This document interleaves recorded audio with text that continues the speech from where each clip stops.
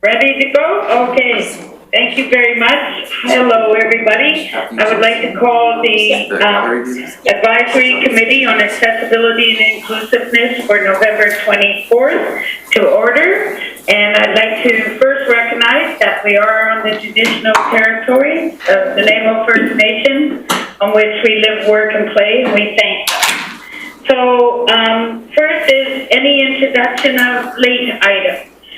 There are no late items from staff. It looks like Thank you. Rachel may have her hand raised though.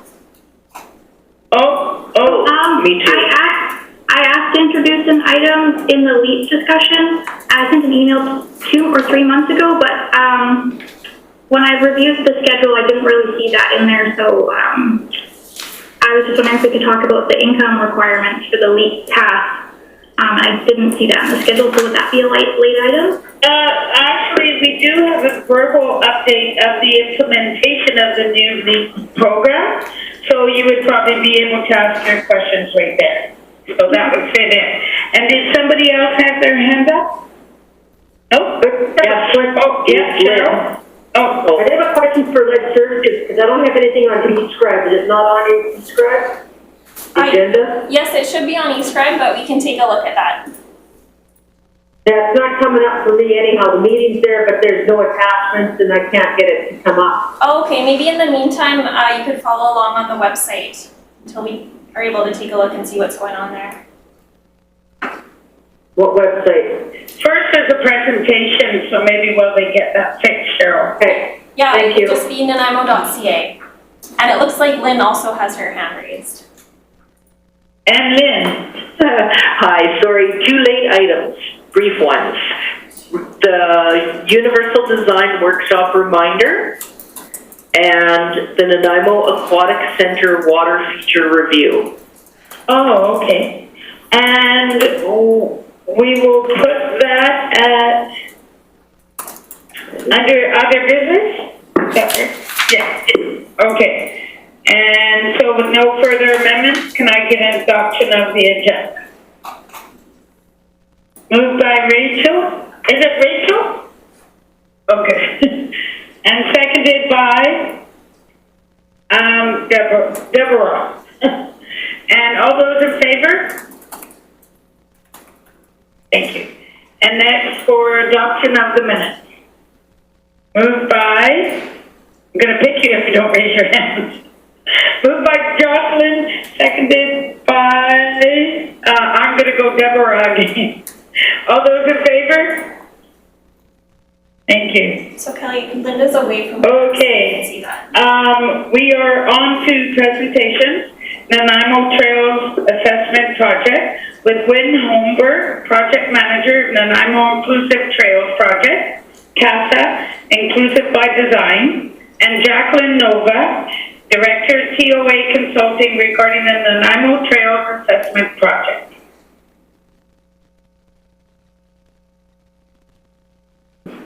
Thank you, Martin. Thank you everyone for having us today. My name is Jacqueline Novak. I've been in front of this group before. It's always a pleasure to see all of you. Wanted to take a moment to introduce Wynn Holmberg, and maybe Wynn, if you can give a brief introduction of yourself and your affiliation with the project. So Kelly, I'm going to take Everyone, thanks for having me. I'm Wynn Holmberg. I'm the project manager on the Nanaimo Inclusive Trails project. Sorry? And I'm calling today from the traditional lands of the West Management. I'm going to Thanks, Jacqueline. Thanks very much, Wynn. So there's been a really great success in the region from sort of an accidental way, if I can say that, is that Kootenai Adaptive Sport Association, who Lynn is with, did a tour of the Nanaimo area over a year ago now, just to check out some of the trails and start to look at some of the opportunities for adaptive mountain biking. And what ended up coming from it was an opportunity to apply through the BC government for a job creation program for persons with disabilities. And we were really fortunate that Kootenai Adaptive Sport Association took on the effort to put in that application. And we're pleased to say that there are, I'm doing my count properly, 7 people, 4 of whom are persons with disabilities that are on the project in the region that have generated jobs as a result of this project. So just to preface it with that, it came from a really great place and kind of accidentally. So we have just an introduction to the project overall. My role with the project has been involved with the Nanaimo region for a number of years on different sport and recreation initiatives. So just here today to help introduce CASA and the team. We really started to look at the Nanaimo Inclusive Trails project and trying to gauge what we wanted the scope to be and really to gauge what the community would benefit I think from. Sarah Cameron's So it was really to conduct a standards-based assessment around the Nanaimo region's trails and trail network and the supporting infrastructure. So supporting infrastructure may include benches, garbage bins, picnic tables, outhouses and washrooms, trailheads, parking lots, etc. Everything that supports citizens and community members using that outdoor recreation space. The goal was really to identify opportunities to enhance the outdoor recreation space and trail network, specifically through the lens of access and inclusion. And so some of the key objectives that were laid out by the team and what were also recommended from stakeholders in the community, we also have referenced some of the Reimagine Nanaimo feedback from the community, is that we wanted to set a baseline and a definition for what inclusive trail standards meant. There are so many different interpretations of that from different countries and different advocacy groups, different legislative building codes, etc., that we really wanted to help define that for the region and give some different options. The second is cataloging and inventorying the existing trails, and my hat's off to the region. We continue to be surprised just at the dozens, if not hundreds, of trails that are around and how exciting it is to have access to such beautiful land. Assessing the existing trails with a focus on Kootenai Adaptive Sport Association's adaptive mountain bike trails, the Canadian Standards Association and American Disability Association standards as well, among others. The reason why CASA adaptive mountain bike standards were also looked at was because when you look at an adaptive mountain bike, and Jocelyn could probably speak to this more intelligibly than I could, is around the width of the actual bike is a really great baseline and standard for trail width and maneuverability when you have multiple different mobility devices or folks on the trail. And then looking for opportunities for improvement and collaboration with the community and different stakeholder and user groups. And then looking at recommendations. And so again, this isn't commissioned by any particular group in the community, so there is no specific agenda or angle other than just truly providing some transparency to accessibility of the trail network in the region. And I think what's exciting about that, and this is what we hope this group will help guide us as well, is what would be helpful in terms of those recommendations, and what would be helpful to bring in front of municipal, regional, provincial government bodies or funding agencies or granting organizations to help us continue to improve in the investment of assessments and infrastructure builds to benefit multiple populations in the community. And then as mentioned, we've created some additional jobs in the region and supported the skill development of persons with disabilities.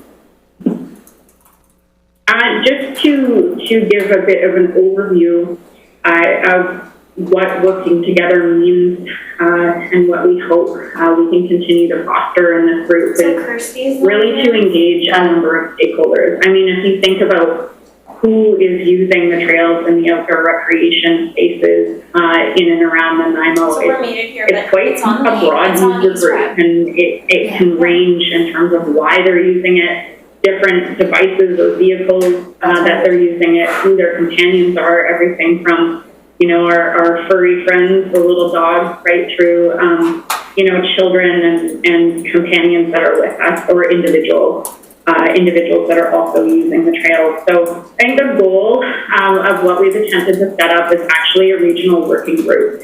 And we wanted to help bring together different decision makers, and by decision makers, it's those who could be landowners or the land stewards who would be able to make decisions about a particular area. And so we're looking as well as what would be most helpful. And so we can see that we're also looking specifically at the trail stewards, trail user groups, and facilities and infrastructure.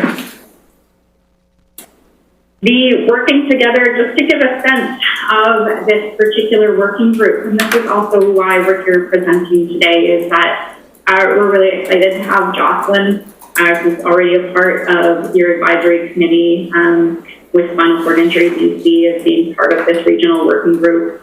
But you can see that we've got representatives from the city, from the regional district of Nanaimo, from Nunavut, from Nanaimo, from Swallowcombe First Nation. We've got Nanaimo Mountain Bike Association, and they've just had a changeover in their president. So Dana will likely stay involved in some ways. But you can see that this ranges across municipality, region, First Nations, tourism, recreation bodies, the university, and we've also got Patrick Lucas as a subject matter expert specifically around youth Indigenous mountain bike programs and positive impacts that they're able to have had in the Indigenous communities around BC. So I think what we're looking for from this group is another volunteer, and I know all of you have been so generous with your time, with your involvement just with this advisory committee. What we're anticipating is for this group to meet one time per month. It might be, you know, every 6 weeks as well. We have a few deliverables that, you know, we'd like your expert eyes on as well, and just to make sure that, you know, poke holes in the work that we're doing to make sure that this is well-rounded and representative for, you know, the population and community groups that each of you serve and represent. And to help us facilitate some introductions. What we've been so impressed by is everybody's willingness to partner or pass along the name. And we've discovered that there's over 250 individuals in and around Nanaimo that are in some way, shape, or form involved with inclusiveness and accessibility, but also the trails. And so I guess I don't know, Councillor Markman, if it's a moment to pause and just ask, I mean, I can continue to go through what more is involved with the project, but just if there's anybody that immediately is like, oh, this sounds like a great opportunity to get involved. That sounds great, but I can't see everybody as long as the screen is being shared. So we might want to wait, or we could wait till the end, or you could look now. Right? I would go through it and then wait till the end. Yeah, certainly. Thank you. Okay. So a lot of folks have asked, you know, what does this actually look like as a project? And the step one has been identifying the trail network. So we know that there's great trails. Some have names, some don't. We know that some are on private land, some are on public land. So we really are just gathering what all those different networks are and then actually inventorying the specific trails. And I don't know how many we're up to, but it's well into the hundreds in terms of the trails that are there. And what's been great is that the CASA team, through the job creation program, has been starting to analyze those trail networks through digital platforms. So I think that that's really important to acknowledge, is that you know, without that immediate, you know, involvement and engagement, we do not want to step foot on private lands, public lands, First Nations lands without that engagement and that partnership when and if we're on site. So right now, the trail analysis has really been through Trailforce, All Trails, different apps. We have been very fortunate to just have access access to a number of user groups in and around Nanaimo as well that are providing their feedback. We're pretty excited as well. Nanaimo and Area Land Trust, some of you know Paul Chapman, pulled together a trail user group, a very informal meeting of different types of users that range from equine to ATV to mountain climbers, hikers, island ramblers, etc. And they all have the inventory now and are passing it among their members to gather some more information and feedback for those that know the trails. And then we'll move into recommendations, some on-site assessment in collaboration and obviously with permission of the partners and doing the recommendations. I think one of the important things, when we talk about inclusive trails and what does that mean, this really is about not creating necessarily universal trails that don't provide challenge.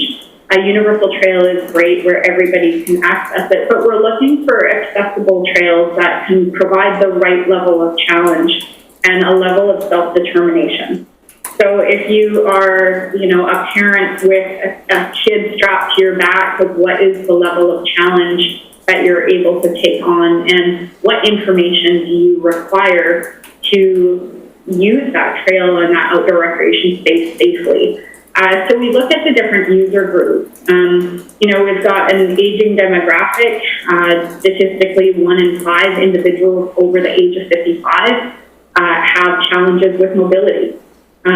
We have wheelchair users. You can see Nanaimo is really relevant for water access in different places as well. And just creating a level of, again, that self-determination and independence to not worry about, am I going to get stuck? Is this the right trail for me? Am I risking by engaging in the outdoors? We've got equine users in the Nanaimo region. You can see, again, we've got different types of cyclists as well that range from, we want to encourage our youth to get out and use the trails, again, without putting themselves in a risky situation where they might not be able to handle it, and have the right information out there. The bottom left is an example of one of the adaptive mountain bikes. And it's not about having flat land in that case. It's about creating a level of challenge that's appropriate for both the bike and for the individual and their skill level. And we can look as well and want to respect, every user's needs, and we recognize that there's different infrastructure that might be required, but that everybody can benefit from a bench and everybody can benefit from a picnic table or a universally designed washroom. So we have, the family groups, we have the foragers, and the folks that like to poke around. The woman on the bottom left is not from the Nanaimo region, but she's a very famous bird watcher who has been really advocating for accessible nature spaces for nature lovers. And then for our visually impaired and hearing impaired communities as well, it's really critical to start taking some of those considerations in about what does it mean to create a trail that is safe for youth and more accessible. I'll stop sharing at that point and just open it up to the group for both reactions, and if anyone has questions or is eager to put their hat in the ring. Okay, thank you very much. That was very interesting, and I'm glad that we have so many trails, but it gives us a variety of options. So, Linda. First of all, can I thank you for not reading your PowerPoint to us? It's beautiful, informative, lovely work, and you just talk to us, and that I find a really good use of time, and it's so much easier to listen to, so thank you. Can you clarify, I missed, are you wanting one of us to have, oh, okay. Right. I'm in a wheelchair and can't go on many trails, so I just wanted to know what it was you were looking for. Yeah, certainly. So it's a great question, Linda. And what we're looking for at this point is for somebody to represent this particular committee, and in that sense. I mean, each of you has a different lens as well through which you're going to be able to provide that feedback and that guidance to the team. And we do have other wheelchair users on the team and are happy to, introduce some trails and maybe even get you on a bike if you want to check it out. I'm sure Jocelyn can tell you all about her first adventure on it. But yeah, we're at this point, the regional working group will just be meeting to provide some guidance about how to navigate the stakeholders and the different user groups in the region, but also make sure that the voice of the different communities and the different, just to help us acknowledge some of the barriers that may exist for different communities as well. Our team it's been great to have such a variety of perspectives, and we're excited to add one more. Thank you. Richard?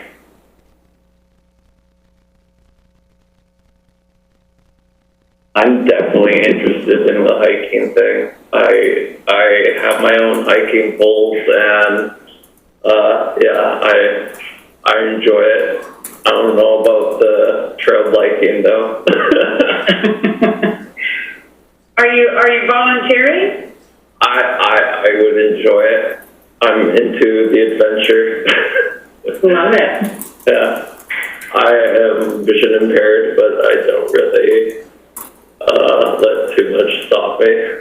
No, that's fantastic and excited about that, Richard. We do have a young woman on our team who's visually impaired as well, and we're excited to have her out and giving us some different perspectives on trail usage as well. So happy to have you on board if the committee is open to that. That's awesome. Yeah, I've been going out every day just to our parks and exploring myself, so I made a point of it during this pandemic. Thank you, Richard. Jocelyn? Hey, great presentation, Jacqueline. Thanks for being here. I just wanted to jump in to say that so the committee understands that it's not. I don't think Jacqueline's looking for people to do trail assessments, but to be stakeholders, to talk about your needs and the way you like to use the trails or the barriers you face. And also there's a really wide variability in how disabled trail users use the trails. From one of those photos was more competitive mountain bike style, and then there's bird watchers, there's people with adaptations to their wheelchairs just to make wheeling the trail. The beautiful Morel Nature Sanctuary has I think they're upgrading it right now, but it has an accessible loop, which is more for support chairs or transit chairs, so people can watch while they're going through it. And I think that's kind of that's a lot of variability in the way users use trails to represent, and so that's why the request, and it's exciting to have people interested in the project, because that just means better trails for everybody. Thank you, Jocelyn. Is there anybody else? Oh, I see Charlotte. Thank you, and thanks, Jocelyn. This is the reason I attended tonight's meeting, because I wanted to update you on a resource that would be coming available that I think should help the programme somewhat. And that is that this year we've completed a pilot of our trail condition assessment programme, which saw us use a GoPro to assess trail. So we videoed it and we've linked that with our GPS system, with our GIS, sorry. And we did the pilot program at Westwood Lake. So we're using this software called Line Vision, where you can play the video of the trail alongside the GIS map, which is quite handy. And we're going to be using it, obviously, to get a good idea of the condition of all of our trails, where we're at, and what we're going to need to do in terms of capital planning. And the hope and the plan is to roll that out and complete the data collection in 2022 and the interpretation. We'll definitely make that available to you. Hopefully that's helpful. Thank you. Absolutely, Charlotte, and I'm thrilled to hear that. I know, and we knew that there was a lot of work going on by you and the team, and I do know that we're hoping as well that likewise any additional information that we gather, that there will just be a good meeting of the minds and sharing of resources. So, thanks for that update. Thank you, and now I do have a speakers list. I've got Adrian, Sarah, and then Cheryl.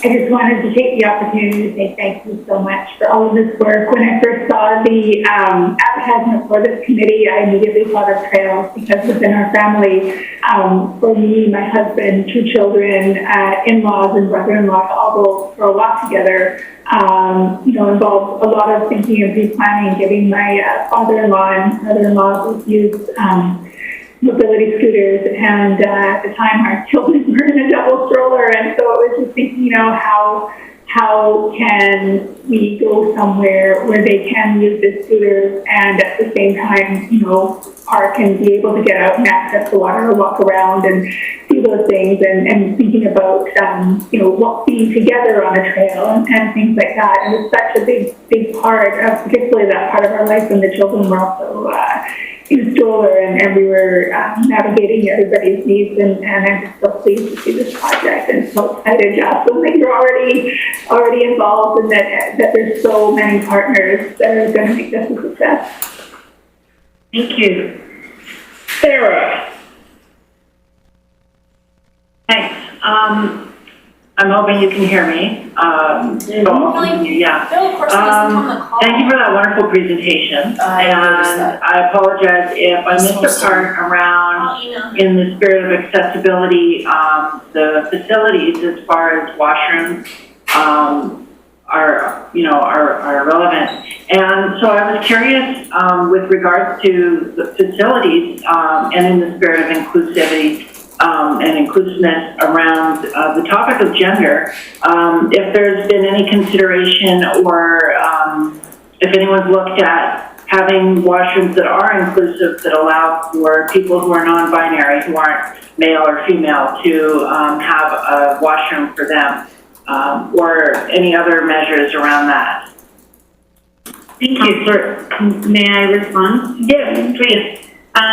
So thank you for the question, and it is an important one. I think that's why we refer so heavily to universal design, and universal really is in the sense of washrooms as well. It's universal and breaks down that binary gender sort of framework that so much of society is built upon right now. And so when we talk about a universally designed bathroom, it truly is universal. Anybody, it doesn't matter what your level of ability, what your gender identity, whatever it is, it's for you. And so we do know that the decision for design and implementation is left up to that particular landowner. So those are additional consultations, obviously, with the city, the regional district, BC Parks, BC Rec Sites and Trails, but definitely forefront in our assessment. Thank you. Cheryl. Thank you. My question goes to accessibility for parking. I know that we get complaints at Culver Dam because the spots aren't wide enough. A lot of times people are assuming that wheelchairs come out from the back of a van, not the side. So are you going to be looking at that? And not only, I'm obviously interested from the city perspective is what we can do about that. But would you be making those same recommendations to people like Mosaic who are doing that? And would you also make a recommendation of how many spots? Because a lot of times there's one spot. Thank you. And great presentation, by the way. Thank you. Certainly, thank you. So great question. That's definitely something we can keep in mind. I do know that we have trailhead information in there. Bill Sims says the consultant we do know the state of the parking lot. And interesting, even, information that we gathered 6 months or 12 months ago completely washed out last year.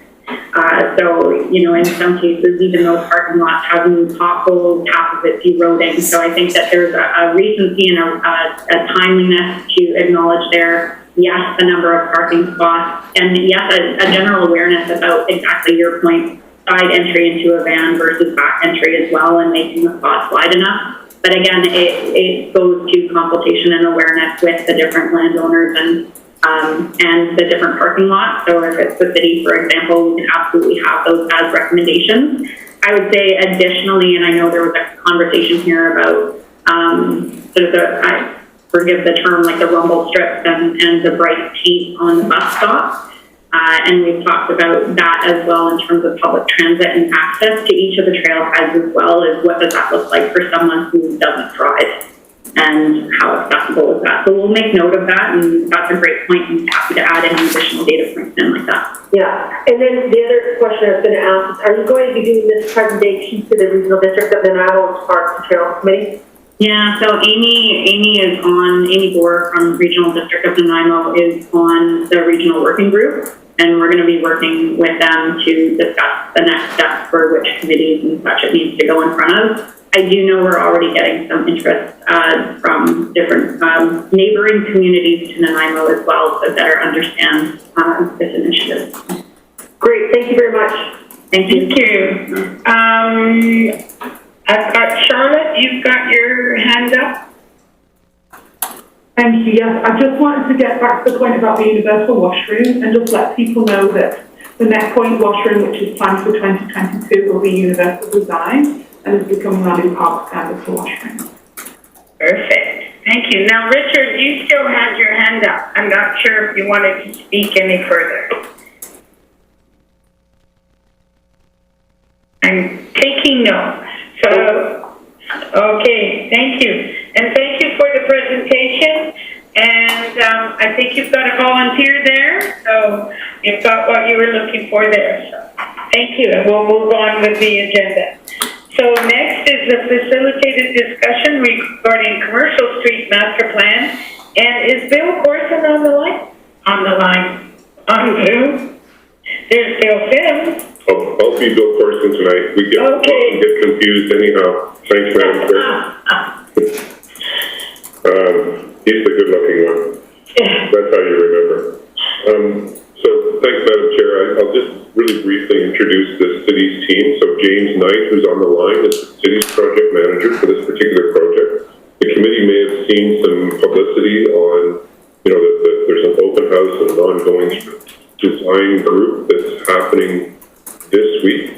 And we'd like to, just provide the committee with some information. And if you have the opportunity to get by the conference center, it's in the, that's the project team. So James Knight is the city's project manager, and then also Ryan Martinson and Tyler Jolly are there as well from Tool Consultants. They're sort of an international urban design consultant that are looking at the overall improvements to Commercial Street over the next several years. So I'll let them just take it away. It's a brief presentation, just really to bring the committee up to speed. Thank you. We're going to attempt to share our screens. We're wearing masks because we're in the convention center right now. And the one speaking at you is the one kind of moving right now, Tyler. So I'm on the left. I have no hair. Ryan here, he has hair. We both have ginger beards. So if we're wearing hats, you're in trouble. But I really want to thank the committee for having us, and thanks to the City of Nanaimo for entrusting us in helping out on this project. It's really important. We understand the importance of Commercial Street and the downtown to the city and the accessibility of the space and a place that you all call home. And we're very excited to be a part of helping re-envision it. So for the committee's perspective, on the slide here is our project area. It extends along Commercial Street from Dallas Square Park in the north, all the way to Tideline Park, in quotation marks, in the south. I know there's maybe not an official park, but so that takes Commercial Street all the way from Front Street, where it's actually Church Street, and then when Church Street turns into Commercial Street all the way through Terminal Avenue and into the confluence of Wallace Street and Albert Street. Also, as part of our scope, we're looking at Bastion Street, running from Skinner and slightly north, to the west of Skinner, all the way down to Front Street. We're also looking at Skinner from Bastion down to commercial. That narrow portion, if you're all going out to the clubs these days, I'm not sure, but that's where the nightclubs are. And then we're also looking at Wharf Street, from Commercial Street down to Front Street. As part of this project, as you probably maybe have been engaged on, we know there's other projects that are underway that we're integrating their work into ours and making sure that we're learning from the experiences that they've had, the analysis that they've completed, and the engagement that they've completed with other with community groups and residents and businesses. So those include Carl Plaza, the Hub project, which includes the Transit Exchange, as well as Terminal Avenue. So the project scope for us, apologies, I will be reading these 3 bullets, but I promise that's about the only bullets I'll be reading. So we have 3 parts. So first is to develop a unified design vision for the study area, including the design of that space as well as the treatment, so finishes and treatments. We're going to produce a phasing plan to inform the capital planning and construction schedules for the project area.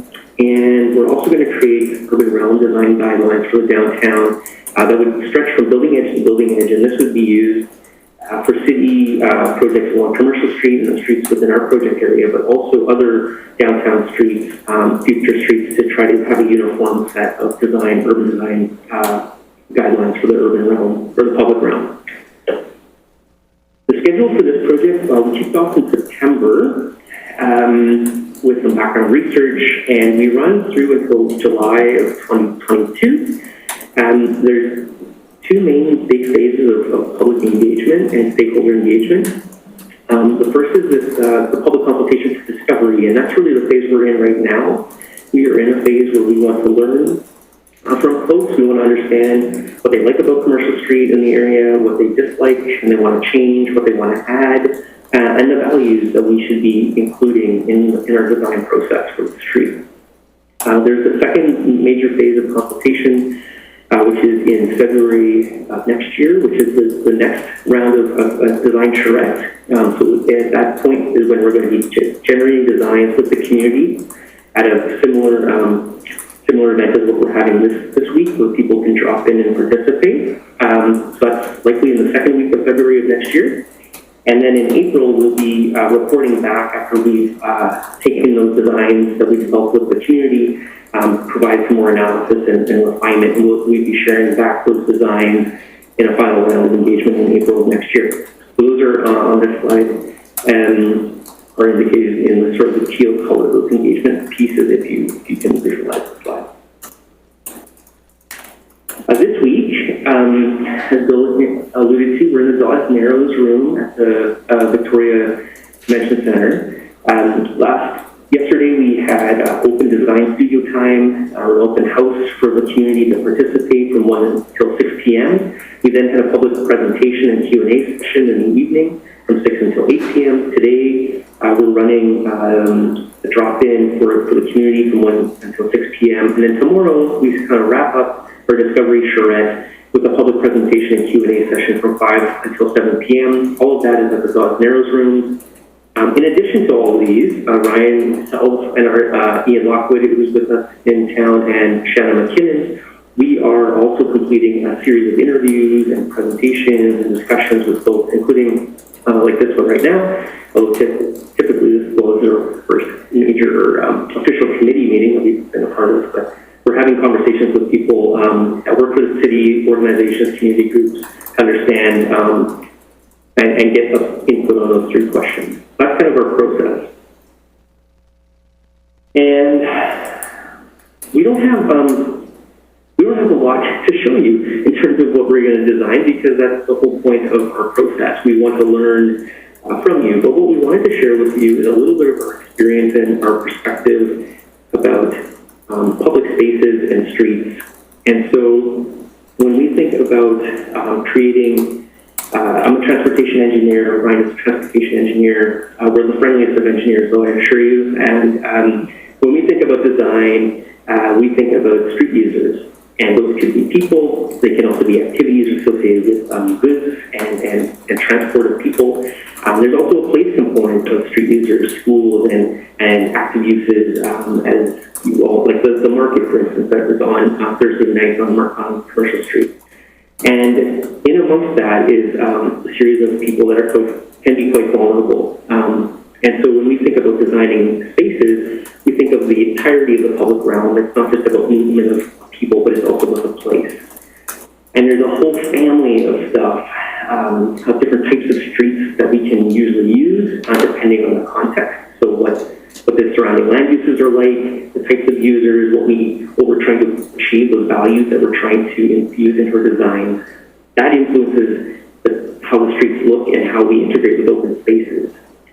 And there's a family of streets called complete streets. That's the work we do. We think about contextualized design, or ensuring that the design of the street meets the needs of these varied users. But then there's a whole other family of different types of streets that we can use depending on the street itself and the surrounding land uses and the users. That can be a slightly different form that appear and function more as a public space as opposed to a street. And so we have a couple definitions, I think, on the next slide. Yeah. So a shared space, actually, I'm going to start with a complete street. So you might have heard the term called complete streets in the past. And essentially, a complete street is a street that comfortably accommodates all of the users of the street. It can come in lots of different forms, as I just described. A shared space is a space that lacks the formal separation that we typically see. And so it blurs the lines from the street and the public space. And it allows people to comfortably accommodate all users within the space. I can't hear you. What's that? Now, The committee's probably gonna ask why we were told about this date sooner, so we could have gone. Physical vertical curves that separate the street from what we would call the public realm. We didn't get this presentation, did we? Walk. Oh, I didn't even know Bill Sims was And coming. that really Thought it was helps Bill remove Parsons. some of the potential barriers for people with mobility impairment. However, in the design of those spaces, you have to be really careful about where the places and streets are shared and the activities are shared. Two of the And items so in on the the design of those agenda spaces, are from the September there's meeting. zones Just that thinking we that try to create. Which one are those? And this is a part of a shared space Lee? where motor vehicle use is discouraged, and many cases cannot actually occur based on how we plan design our space. And then there's also a shared And then zone, and this is a part of Lynn's added the two more street where motor items. vehicle use it can't be Lynn added- encouraged and can yes, actually she added occur. two more. But it sort of allows seamless flow of people within a shared space. So these are some examples that we're showing on the screen right now from different parts of the world. They lack curbing, but they allow people to travel through in a variety of ways, either walking, bicycling, driving, using walkers and wheelchairs, and also you can see on the slide it's also depicting some seating and those types of things, making use of the space. So it allows for a lot of flexibility. These are some other examples, one of which is in Canada, the others are in America. And they can come in different forms. One of them is depicting a kind of a rural area. You're just talking about trails, a kind of a rural environment where the surface is shared and there's grass, but it's all shared. And then the other pictures are depicting very urban environments. And in some cases, just because it doesn't have a curve on the street, it means that it may be barrier-free, but it may not be universally accessible. And so the roughness of the paving can be a problem. The lack of separation of clarity of creating a comfort zone can mean that if you're blind or partially sighted, it's very difficult to navigate that space safely because vehicles or other things can be in your way and they can cause hazards. And so I think this is our last slide. Yeah. We've, as part of our work as a firm, tool design group, we also develop a lot of design guidance and best practices for our industry in transportation, planning and design, and urban design. And this is something that we put together for the Federal Highway Administration, and we created a document that helps to outline the different types of zones within a street, from building face to building face, that provide space and opportunity for travel for people of all modes and all abilities. But also provides some pretty clearly controlled spaces that won't have that potential interaction with motor vehicles. And so there's four sorts of things to note on a graphic that's on the slide.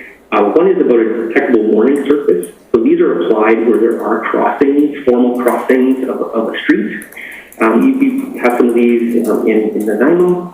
The second is a directional indicator, and those are to help people navigate the street. In our work with varying agencies across North America, we find those directional indicators are usually elongated domes as opposed to the ovals, as opposed to dots. The dots are typically on the warning surface indicators at the intersections where there's conflict or pending conflict. The elongated ones for directional, we find that people typically walk on those to help navigate the space, or some people do. And so thinking about where those are located so that they're away from potential hazards, where somebody might walk into a bench, for instance. Previous guidance sometimes had that strip too close to furniture or trees or that kind of thing, and you could run into something, or car doors. The third element is a detectable edge. So something you can use if you're using a cane or other things to detect when you might be entering into a shared zone. And then 4 is a detectable change in the surface texture. And typically when we're designing these sort of curved streets or shared spaces, the universal access route, which is depicted in gray here, that's the part that's free of obstructions, people can walk along it. Those areas are usually smooth with a brushed concrete finish so that it's accessible to all types of locomotion and different devices. And where we typically add a little bit of roughness is actually in the part that's in salmon, I guess, or the shared zone, because the roughness of the partial roughness of that surface can actually help to slow down vehicles because of the noise. And an example of this, actually, we're looking at museum ways right here down the window. If you're familiar with museum way, that stamped concrete that was applied there kind of applies that same principle. And so those are some of the ideas that we bring, I guess, to our work on designing streets and shared spaces. We think, based on what we're hearing so far, the flexibility and use of a shared space probably would be amenable to people's vision for commercial street and the idea of exchange of ideas and commerce and social exchange and a little bit of freedom of movement along commercial street. And we just wanted to share sort of some of the ways that we approach that type of design to support universal accessibility. So James, I don't know if there's anything else from your end that you wanted to add, but we're happy to take some questions, but also look forward to working with the committee now and in the future on this project. Thank you very much, gentlemen. Did you wish to add anything, Mr. Mann? No, I'm happy with the presentation as it was. I thought it was well said, and thank you very much, Tyler. Thank you. So, first of all, I've got Cheryl. Thank you. Thanks again for the presentation. When we're looking at the complete streets and we're talking about, I was looking at the cobblestones, but those aren't exactly good, especially for people that are wearing heels. So are you looking at that, and also for like wheelchairs, and also for people that use scooters, right? I know one time, I think it was you, Linda, I saw downtown that was really struggling to get turned around on Commercial Street. So I'd like to defer to you if you wouldn't mind talking about your experience there. And then my second point would be, what I've heard from the North End community, which is obviously the end of town I live in, they want to know why you're not doing this up at the North End, because they're not going downtown. There's still a lot of people that are scared, so they feel that it's all geared just to get what the South End wants and not the North End. So just a question is would you look at doing some charrettes up at the North End of town as well? Whether it be at Woodgrove Mall or something like we've done in the past, because you get a lot more people up there versus downtown. Thank you. Thank you. Linda. I'm going to lower my hand there too. Yeah, the cobblestone or any uneven pavement can also set up seizures in some people with certain kinds who use wheelchairs. I'm not familiar with it all, but I understand that a fairly common problem when they encounter a repetitive bumpy surface.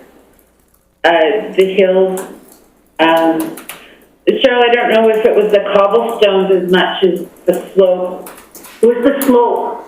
Yeah, was that down by, over on the way to London Drugs? By... No, it was actually over by Literacy and Nanaimo and Gabriel to Faking, that area. Yeah. Yeah, oh, there, it's the tree roots.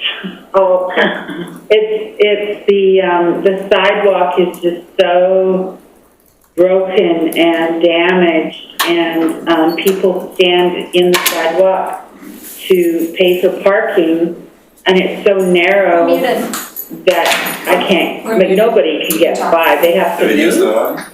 So I think some of the trees have been removed, and the city is flattening some of that area on the Gabriel side of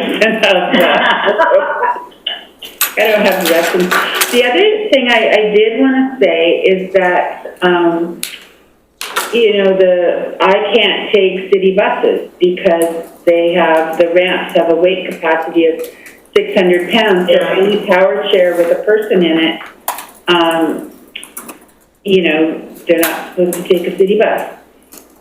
So I'm relying on Handy Dart and taxis, and there's nowhere along Commercial to drop people. And my Handy Dart put me on, I asked for Museum Way, but they gave me Wharf Street the other day, and they just have to stop right in the middle. So that's a fairly frequent need, I would say, not just for people with accessibility issues, but taxis and delivery trucks and Handy Dart. No. There's just no place. Yeah, I emailed him because I thought he was presenting. And I had a brief, I'll defer to Richard on this. Yeah, no, Bill Sims did it. Directional wayfinding that you had that was optional.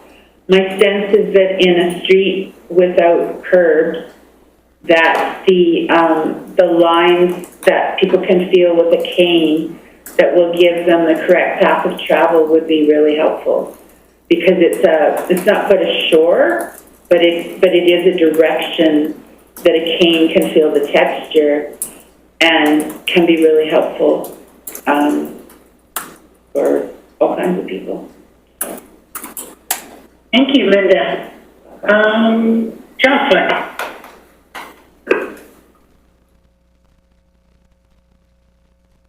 Okay, hi. Thanks.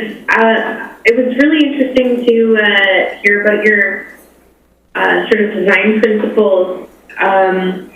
This is an area of town that I really enjoy and go to, or at least did a lot more before the pandemic. But it's the interfaces between being a pedestrian and getting to that space that I think are the ones that I'm most interested or concerned about.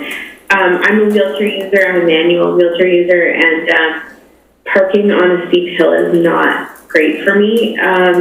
But I also represent a user group, people with spinal cord injuries or forms of paralysis, and many of our sort of community are ambulatory to a certain degree. They might use a scooter or walking poles or other mobility aids. And I was actually out for a walk with a member of our organization who's ambulatory, and he struggled a fair bit with the brick on the high side of the street with his walking poles because he needed enough sort of purchase and sort of stable ground. And I think his interest is often in consistent surfaces, so that with his level of ambulation, he can know the surface he's walking on that doesn't change extremely over a given path. And for me, as a manual chair user, if I lived in that neighborhood, and I had to carry something, I would have to park at the top. And I really enjoy the market, but that's when I have the whole street to wheel up and down, and I'm usually with someone who can give me a boost if I need it. And so while I absolutely love pedestrian-focused parts of cities, retaining that ability for drop-off places and parking spaces is really important, because like currently some of the best filter parking is in the convention center parking lot, which is not on the street. And it's paid in many cases, I think, although I heard we're going to have a presentation about that. I'm new to the city, so I haven't always done this, but I have had to pay at the convention center before. So I think it's those like interfaces for disabled folks that I think are the real key points, is like, how do we get there? Once we get there, like, is that interface close enough to our use of the street? You know, I'd love to shop in the bookstore all day long, but I can't carry that stuff very far. And I'd love to be able to do more shopping or more entertainment there, but parking is a real issue. If I took transit, that's also an issue. I know that there's transit circle being discussed about that, but I'm really interested to hear kind of where that goes, because often in Nanaimo, the transit stops are kind of behind a set of stairs and around the corner. So, and transit is a really common way for folks with disabilities to get around because they can afford adaptive vehicles. So, anyway, just those are sort of off the top of my head. I do plan to come down to see the open house and further. So I'm glad you're asking for our input. Thanks. Thank you very much, Jocelyn. Linda.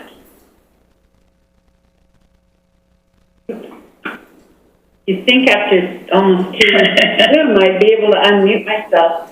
And something, Jocelyn cued something in me again, and now I've forgotten it. Although sloped, that area is really tough to navigate. So there's beautiful cobblestone in front of the convention center, but then that slope going, it's not east, west, north, south there, but going towards London Drive, I have to back down it. Jocelyn, I don't know how you get down it, but for people in manual chairs, you can't take your hands off. Like, if I stop my chair, it stops. It's power, right? I've got brakes. But people in manual chairs don't. And our slope, the maximum allowable by code is 8%. And they are far, far higher than that. And another very dangerous one is just outside the Coast Bastion, on Bastion Street, on the hotel side to cross over to get to near the water. That slope at that curb cut is so steep. I have to go backwards or I will tip out of my chair. And I have tipped out of my chair onto the Island Highway, so I'm now super careful. So I don't know how we mitigate that because it is a hilly community. It's so beautiful down there. There's so much potential. I love Thursday night markets. I love the waterfront.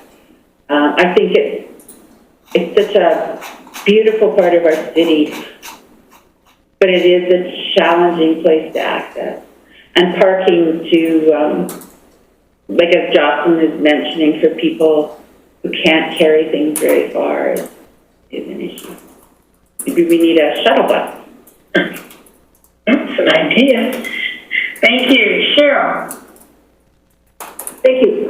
I was going to ask Sarah maybe if she could comment on what I'm going to say. I was at a meeting today at Literacy in Nanaimo, and I don't know if it's applicable here or not, but when we're talking about rebuild a commercial street, I think it might be. And we were talking about the LGBTQ plus population, where they don't feel safe down there sometimes because we do have a lot of issues, social issues down there, and it's not safe. We used to have the Safe Harbor program, which was great, started by Terry Flower, amazing work. Is that something that would be looked at so that that would be addressed? I don't know, Sarah, if you wouldn't mind commenting on your thoughts and feelings, please. Sure, absolutely. Could you rephrase the question or the point, the subject? How could, the concern that the LGBTQ plus population has when they're down in that downtown core area, is there something that can be done to address their safety issues? Yeah, I guess I could talk for a moment here on that. One area, one subject would be around public spaces, public facilities, and that again goes back to accessing public spaces, meaning that there's a need for facilities that are gender inclusive. So when we talk about universal spaces, and when there was that original, the previous presentation, and there was a mention that they're consulting around universal spaces or universal access. There's a couple of different definitions that I am aware of, and one of them doesn't actually talk about gender. It talks about universally accessible for all abilities and all bodies, but without talking about, still allowing for a male and female sort of binary structure around that. Or the other one would be where gender is not factored in, and it's all genders spaces. So it's a communal space. Maybe if it's a washroom facility, that it would have floor-to-ceiling stalls and then a communal sink area. So we have a public washroom on Commercial Ave that's single use, and of course that would be gender inclusive. It's not a gendered space, so it's just a public washroom, and that's inclusive. As long as, again, it's universal if it accounts for all bodies and all abilities. But anyway, so there's that. When we talk about safety, a lot of the homeless population, percentage of the homeless population is LGBTQIA2S plus community as well. And so I'm working with a number, I have clients working with Nanaimo Family Life as an outreach worker, and some of them are at risk of homelessness or homeless. So it may be, being mindful of confidentiality, it may be that I have a client who is on the street downtown who is either gender nonconforming or their sexuality is different than the dominant culture. So they're a member of the queer community in that sense. And, they face the same barriers that other people who are homeless face. They face the same stigma and discrimination that people who are homeless face. But there's another sort of element around that where being marginalized, there's an extra opportunity for discrimination. So often they have to be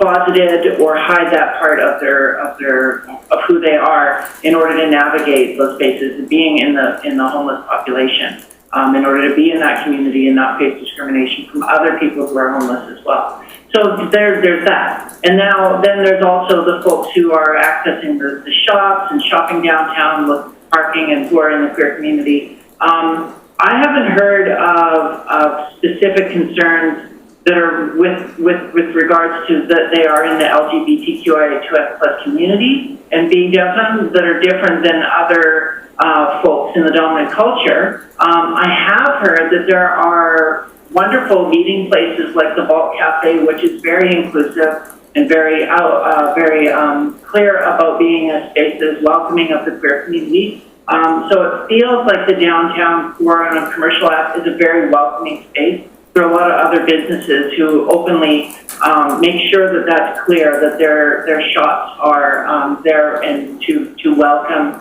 the queer community. So yeah, perhaps there have been voiced concerns from people in the queer community that it's not, that they don't feel safe, but I haven't heard of a specific, a reason connecting those two, the group and the space. Awesome, thank you. Good to hear that people enjoy it down there. Awesome. And I've got Rachel, and then I'm aware of time because we've got a few things more on the agenda. So Rachel. I think that doing this project with lots of benches at the river would be fantastic. But I just wanted to say that having benches that don't have dividers to make seats is more inclusive because, people with different body movements need to have the space. People with larger bodies need to have the space. You know, people who have a cast or something need to sit down and stretch out their legs need the space. And putting dividers on benches to discourage homeless people from sleeping on them is a really terrible reason to have benches like that. It's just beyond terrible for everybody in the community. I agree. Linda? The benches, I agree. When you divide them, you prevent somebody large. You know, you're assuming there's a one typical body size. The other thing is that we should be providing benches every 30 meters for people who need to stop and rest. So someone who is ambulatory but struggles with weakness or with oxygen, they just need frequent stops. I don't know if a couple of chairs would be better than a whole bench, but that need to be able to sit down is a need. There's some, is it in front of the cold zone that there's like a cement planter, I think, that you can actually sit on and people sit there and have ice cream and I can sit and talk to somebody. Like there's enough width in the sidewalk there that it's not a bench per se, but it's a place you can sit, you can rest, and it can create community. So I second what Rachel said. Thank you. Thank you, everybody, and thank you for that presentation and the work that's going to be done this week with Commercial Street and Charrettes and et cetera. So, would I give a quick follow-up question? And thank you for all the questions or the comments. We took them down here, and a lot of what you said is we're on the same page wholeheartedly. Where the cobbles are and where the smooth surface are in a lot of main streets that were done in the 80s is actually exactly the opposite of where you want those two surface types. We can certainly help with that. But I wanted to ask Linda one quick question if I can. Yes. Is that okay? The 30 meters spacing for benches, I haven't heard that one before, and we're just nerds about like good design, and so I'd love to know where that's from, if you don't mind. Yeah, and I'm trying to remember because I was just looking at it again tonight.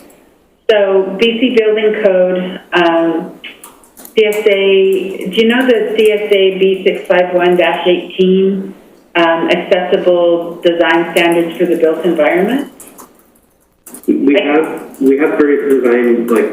Yeah, it's from the building. It's from CSA. Yeah, there's a free version from 2018. There haven't been that many revisions to now.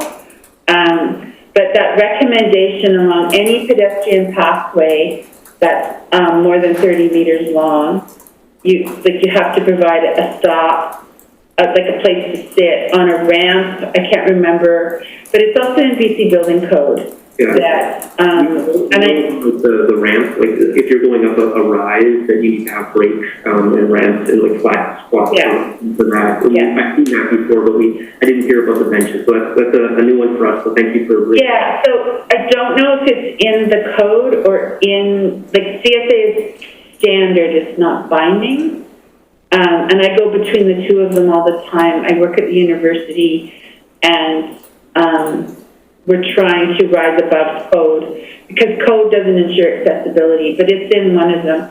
And they've just recently, the BC government has put out the BC Building Code 2018 Accessibility Handbook. So it interprets that section of the code that applies to accessibility, and the other one is from 2012. And this just came out this year sometime. So that's another free resource. It explains why the requirements are there, which helps people rather than just saying follow the rules. Wonderful, thank you. Appreciate it. thank you. And thank you, everybody, and we will move on with the agenda. Sure. Okay. The next one is a verbal update, council recommendation regarding options to ban conversion therapy, and Karen Robertson, our Deputy City Clerk for Legislative Services, is going to speak to this. Over to you, Karen. Thank you, Madam Chair. Before I update the committee on what options might be available to local governments, or specifically Nanaimo, I just sort of wanted to take or provide the committee with an overview of what the federal government is doing, because it actually affects what options the city can do moving forward. So just to indulge me, I'll give a bit of a brief overview. So some committee members may be aware that Bill C-6 was introduced by the federal government during the 43rd Parliament, and it proposed to criminalize conversion therapy through inclusion of new criminal code offenses. And the bill proposed to make amendments to the criminal code that would prohibit causing an individual to undergo conversion therapy against their will, causing a child to undergo conversion therapy, removing a child from Canada to undergo conversion therapy abroad, receiving a financial or other material benefit from the provision of conversion therapy, and advertising an offer to provide conversion therapy. And the bill also proposed to authorize the courts to order the seizure and forfeiture of advertisements for conversion therapy, or order their removal from computer systems, and discourage and denounce practices and treatments that cause psychological harm to LGBTQ+ people. So in February, so that was back in October 2020, and in February 2021, the committee passed a motion asking that the city ban conversion therapy. And when that motion went to council, council asked for a staff report on what options might be available. So staff was really watching closely the progression of the bill, because that again would affect what options were available. And the bill did pass the House of Commons, but it did not have the opportunity to clear the Senate before the federal election was called. So effectively, the bill died. But having said that, the Liberals stated publicly that if they were re-elected, that it would be a priority bill for them to pass, and that they had planned to retable it in the current legislature. So they're now in their 44th sitting. And I was watching the news the other night, and they indicated that this bill is one of its top priorities. There's 4 bills that are top priority, and it's just one of them. So I was watching Parliament this afternoon to see what was going on, to see if there was any headway there. But they did indicate that they felt confident it was going to be introduced and dealt with before Christmas. So that's good news. So while I was sort of waiting to see what that happened, we also now look to what can we do as a city to regulate that. And I want to preface that you guys are getting a sneak peek of what's going to be introduced to council on December 6th. So it's just a tad bit premature, but when we explored it, there's really only 3 ways that you can even potentially look at this. And the first one, which was explored as requested by the committee, which is an outright ban. And that, we were advised, would exceed the city's authority under the Community Charter and the Local Government Act. And this is why. Municipal regulations cannot go out of the jurisdiction that they're given. We are a creature of the province, and criminal matters, which the bill proposed, is exclusively regulated by the federal government. So anything that we enact locally cannot jump into their territory, if you will. Same goes with provincial government, and because there's healthcare regulation aspects to conversion therapy, and specifically as it relates to negative physical and mental health outcomes, that again jumps into the bailiwick of the provincial government. So we're limited there. So really any bylaw that prohibits or bans it would fall outside the scope of our jurisdiction. The second option to look at is business licensing, and I think that one got a lot of attention because in June 2018, the City of Vancouver did pass a motion to include, quote, the business of providing conversion therapy to minors, unquote, within its business prohibition bylaw. Now, the reason why that was possible is because the City of Vancouver is a little different than the rest of the other municipalities in that they're governed by their own charter. So same with, there was, citations to municipalities in Ontario and Alberta, and again, they fall under completely different legislation than we do. So what we have to do, and everything that we do in a local, or here at the city, we always ask ourselves as staff is where do we get the authority to do what we do? And so in our case, we have to look to the Community Charter and the Local Government Act. And in the case of business licensing for the community charter, we do not have the power to prohibit a class of business unless it's specifically mentioned in the legislation. And further to that, when they define business, they talk about carrying on in a commercial or industrial activity of any kind, and they also define that as providing professional, personal, or other services for the purposes of gain or profit. Now, the challenge, of course, with conversion therapy that it doesn't always occur in a business setting. It happens in religious and cultural groups, and it also can be provided without remuneration.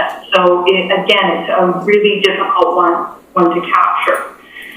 The third and final thing that we looked at would be a zoning bylaw, because we do have the ability to regulate land uses, but again, the challenge is defining conversion therapy as a land use.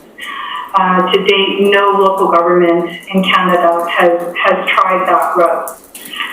So we are basically limited in it because of our provincial legislation that we're governed under, but we're really hoping that things move forward on a federal level, because that will certainly have more teeth to what I think the goal is.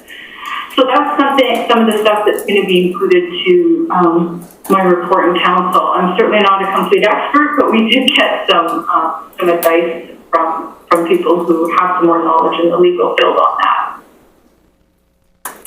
Thank you very much. What I'm hopeful for is that the bill gets passed and goes to the Senate. But I'll look to other speakers. Deborah. Thank you so much, Karen, for that update. I'm going to need to look that over again. That was a lot of information, but really good information. And I know that this might be a whole new area to wade into, but I do know that in other municipalities, what they have done is, in terms of not going as far as banning, but definitely coming out, specifically mayors coming out with strong statements denouncing conversion therapy. So I would like to propose that in the interim, that become our next recommendation. Thank you. Cheryl? The mayor has already done that, actually, when it got forward to council. Yeah. He talked about it at that time. Remember, Denny? He talked about how, yeah. So And I'm wondering, though, of a more public denounce, yeah. But you did do it at a public, like at the city meeting, which is the applicable place to do it. And it was picked up, because I'll tell you, I've been called by two different journalists in the last 2 weeks to discuss how we were the only community to discuss this in open. Great, yeah. Thank you for that, Cheryl. I wasn't aware of that. Yeah, so it actually has gained a lot of traction, the fact that this committee was able to make the recommendation to council. We've done it in open at the committee, and our council, mayor and council discussed it in open, which is the first that they know of, other than Vancouver, to actually deal with it, because Vancouver was stated has their own charter. So the message is out there that Nanaimo is not open to conversion therapy. And the other option I was going to say is, I don't know that it actually needs a motion from this council, being that Cheryl and I are on the council. This is going to be presented again to us, I think you said December 6th, at an open meeting. And at that time, if the bill has not passed by December 6th, which most likely it will have, and we'll have that update. But what we could do, rather than the city denounce this, which we already have, is say to the federal government, we actually support you getting this done, right? Yeah. So then that would be another avenue of doing it in a very positive way if they just get it done. And so with Karen. I was just going to say, that's actually, I didn't want to get too far into it because it hasn't been to all of council yet, but that will certainly be one of the recommendations that's within the staff report, which is to look at writing our local MP to, publicly support, asking for support for the bill. And of course, as it goes day by day, I'm watching, because you don't want to send a letter if it becomes a moot if it's already in there, right? I doubt it will get completely passed by the time the council meets on December 6th, but it was sure nice to see that it will at least have been introduced and is on its way. Because everything that I've read is that it seems that any of the wrinkles that were causing some challenges with previous members seems to be worked out. There seems to be some general support from what I've read. And have you read anything about the Senate, which way they're leaning?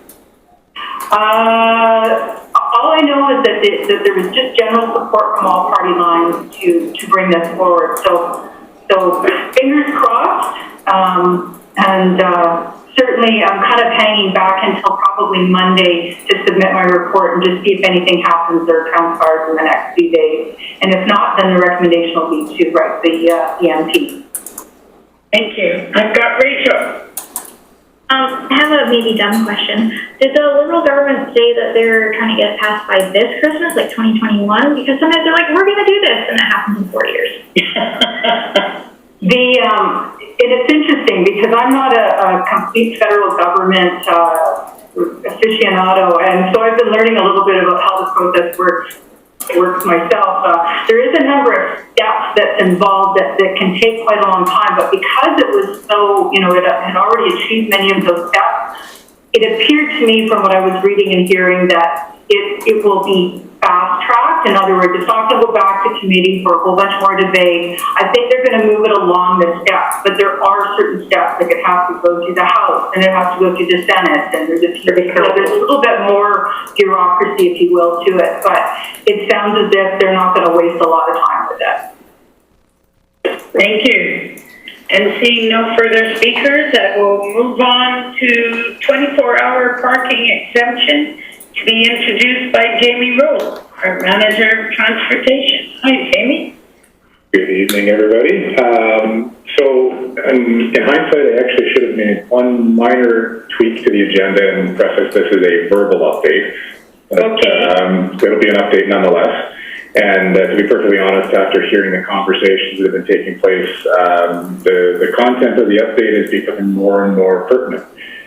So over the past couple of years, we've had some discussions and some requests to explore a relaxation from our 24-hour parking prohibition that is nested within our street traffic bylaw.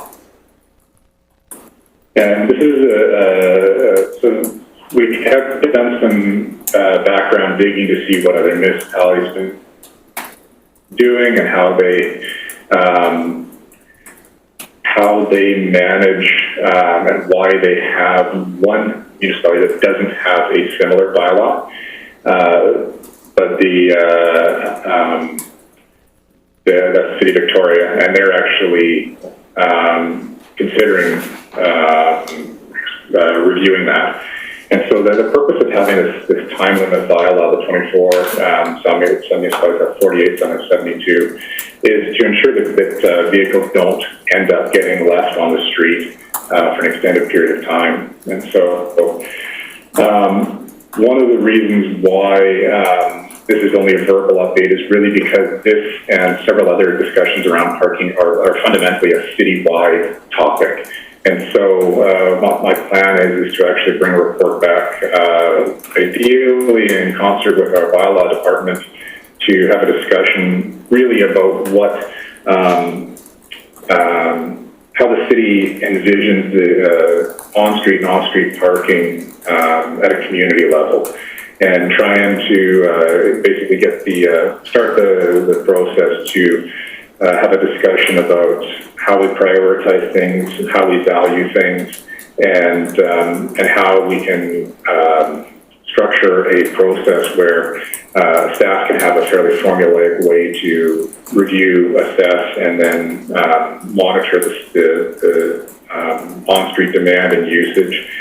And I could actually even see that conversation delving into some details and some parameters for things such as was discussed earlier, which is the context of where and how should accessible parking stalls be oriented to provide the best service to the community.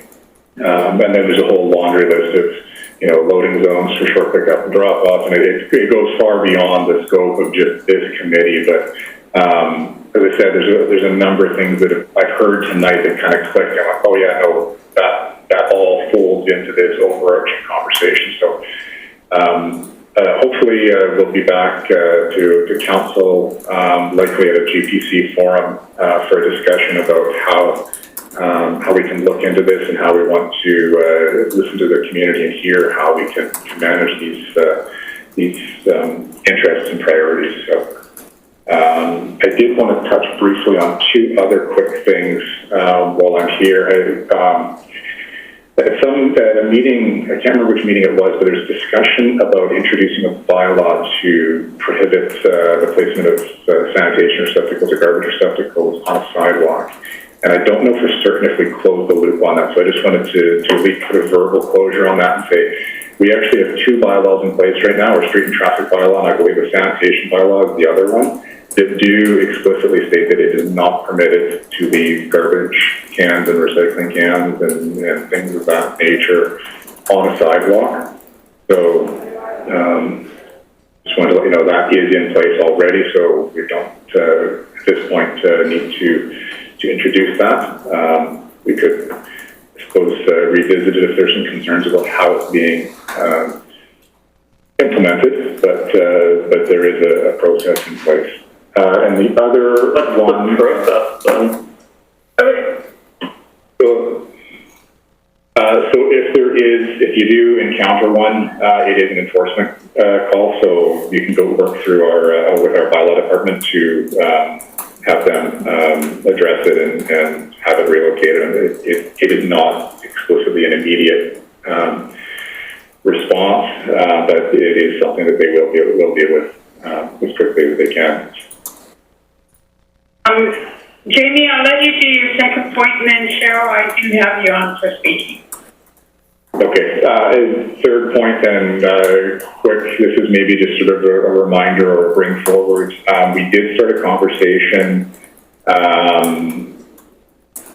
again, I don't know if it was the last meeting or the meeting before that, but regarding developing consistent treatments for transit stops. And so I just wanted to, I suppose, not lose sight of that and maybe look at potentially incorporating that into a staff level workshop at some point in the future. Thank you. I've got Cheryl and then I've got Linda. And just for clarification too for the committee, 24-hour parking, that's one of my bailiwicks, as Jamie and Phil are well aware. We had a petition from over 78 seniors that came to us because they're very concerned because they can't always get down to move their vehicle, things like that. They can't afford to park in a city parking lot because they don't have enough money because they're subsidized. And a lot of these parking issues came about because the city councils in there, it's not me because I'm all about having the proper parking spot. 67 apartments and only 13 parking spots. So you're going to have a problem because people make the assumption that because you're poor, you don't have a car. But anybody that knows anything about poverty, as soon as you get a car, it lifts you out of poverty a lot faster than if you don't, because it opens up more opportunities. So that's a big issue that's for me. And I'm really, I understand Jamie's position that, we're going to, if we remove the 24, we open up a whole bunch of other issues. But I think it's something we really have to look at seriously when we do have seniors that have issues to get down, or if you have... as we said, an adaptive van that doesn't fit in the parking spots, you have to park it on the road, and you have the ability to go downstairs every 24 hours to move it. I know those seem like one-offs, but, we hear about it a lot. I think Councillor Hammonds and I get the most emails on it because we've been the most vocal on it. So I just wanted to put some of that in context why I was pushing that, and I understand where Mr. Rose is coming from, but for me, it's all about the seniors that I'm getting my stuff from, and those that do have mobility issues. Thanks, Denny. Thank you. I've got Linda. I second what Cheryl was just saying. I live near a building that has very few parking spots for the number of tenants, and they have no choice but to park on the street. The complaint-driven bylaw enforcement. Jamie, you said that, a response won't necessarily be quick. And I'm wondering, is there a way that the city can prioritize complaints that are related to accessibility? So the background here is, at the university, our facilities department is overwhelmed with requests. And so when you have a disability, and like Richard, when you encounter a garbage can that tips you over, gets your clothes dirty, ruins your day. When I encounter one that I can't move and I have to go back and find another way, I'm already struggling. Now it's on me to complain. And then I know if I do complain, it may not get addressed quickly. And so it stops my life every time I encounter it. Like it halts me in a way that other people can just go, damn, garbage can, and walk around it. So at the university, what we did was, if a complaint is related to accessibility, it goes right to the top of the heap. Doesn't mean we can fix it, but it means that somebody looks at it quickly and gets back. Because the energy it takes people just to complain is big. And then the people can drop out of school because they just don't have the physical energy to deal with a barrier in their way. And things like Richard has brought up, or for me, these are those kinds of things that they make daily life so much harder than it needs to be. So it's a suggestion and a question. An easy reporting mechanism, and then a prioritizing if it's related to accessibility. Jamie. The enforcement process is kind of outside my bailiwick, but I can definitely bring this forward to Mr. LaBerge and have a discussion with him about how these types of infractions can be prioritized and expedited. I know resources are pretty taxed, but there's no reason to not have a discussion about why it couldn't be, like you say, become sort of a priority. Yeah, right? Might be a way we can manage those. I've got Richard. Yeah, I can definitely agree to what was just kind of said. Real life circumstance was going for a run in the evening, wiping out into the garbage, falling into the road, having the garbage then be on the sidewalk and the road, and then I'm expected to then call into the city, report the garbage that's now on the sidewalk and the road,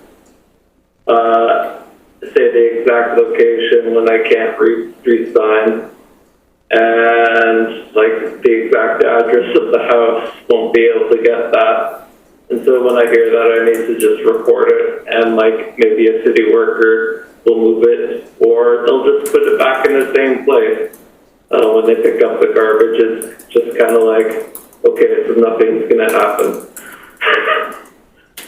Well, another avenue that may be more constructive is to try and build more education into our annual distribution of information regarding garbage pickup. And when schedules come out, there may be something that we could incorporate into that to really try and help people understand the implications of what happens if they don't, if they're not mindful of where they leave a receptacle. And so that's sort of a different direction we could take that actually might have a bit more proactive benefit. Yeah, I think at the time I was actually asking about that because I wasn't sure if there is like an educational component when like sending out, say, the flyers of when to put out your recycling and your garbage, if that information could be also tagged on into the little pamphlet. I can absolutely bring that forward with our manager of sanitation as well. Cool. And I think we do like a quarterly mail out about recycling or whatever. But the other thing is, I'm not sure if we have it on our website, but it might be something just to 1 week to have an awareness about, because I see lots of people who put their garbage out on sidewalks, out our city. And I don't think it's done intentional. I think No. if people aren't aware, and then they think putting it out off the sidewalk onto the road is gonna get hit by a car. Or, so, Adrian, and then we really got another couple things to cover. So, Adrian. I just wanted to say how much I like the idea of the educational component. It's proactive and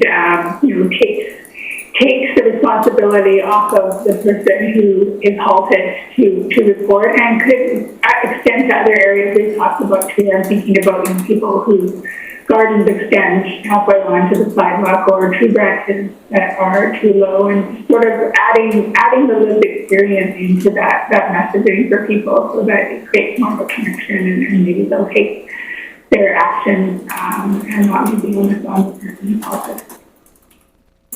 Thank you. Okay. Seeing no further speakers at this time, I'm going to move on to item number E, the verbal update for the implementation of the new LEAP. And this is Lynn, and I think you'll be able to ask your question. I think it was Jocelyn, wasn't it? I do have to leave just for the record. Okay. Thanks. Thank you. Okay, thank you. So Laura and I are both here to give a verbal update on the LEAP program. So we did the review of the program over the past year and began implementing the new program this fall, well, August actually, and there were 118 applications that have been submitted since then, with 98 applications being approved and 20 being denied. And in total, there's 118 adults that have been approved and 96 children and youth who've been approved. And just to refresh your memories around what some of the highlights of our updated program are, is we have created an electronic online application form, and it's now available on the city's website. So folks are no longer required to come in person to fill out and submit their application. They're able to attach their notice of assessment and copy of their identification online. And our Parks, Arts, and Culture staff worked with Ledge Services and IT to make sure that all of that information is saved in a secure encrypted server and follows all the privacy laws.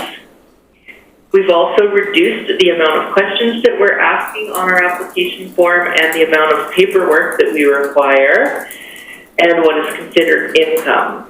So we're no longer requesting information regarding child support or personal savings or anything of that nature. It's just the notice of assessment and the ID that gives proof of residency only.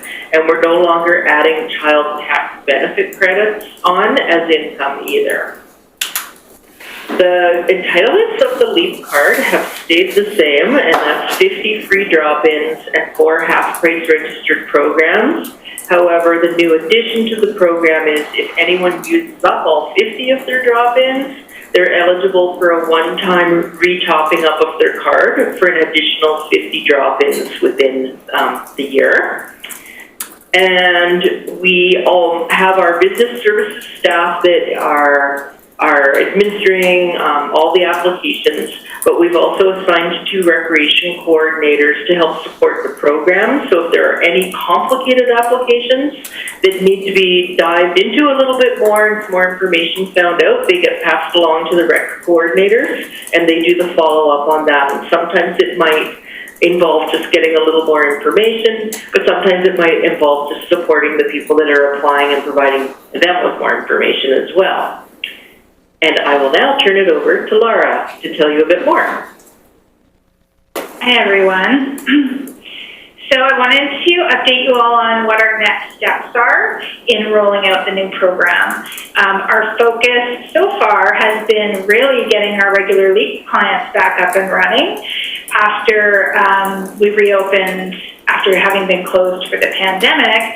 We had extended all the LEAP cards, and so our priority was getting our LEAP clients their new cards issued and get them all back up and running. So we're really thrilled that we've got over 200 folks with their updated LEAP cards now since we rolled out the new program. But next, our plan is to start marketing the program through one-on-one Zoom meetings with local agencies and organizations to update the community groups on what the new LEAP program is all about and what the updates to the application process look like. So we'll be doing that in 2022, and we'll be starting with the youth, child, and family-focused organizations first. And once we're caught up on those folks, then we'll be moving on to the seniors and the adult agencies. So our focus is children and families and youth first.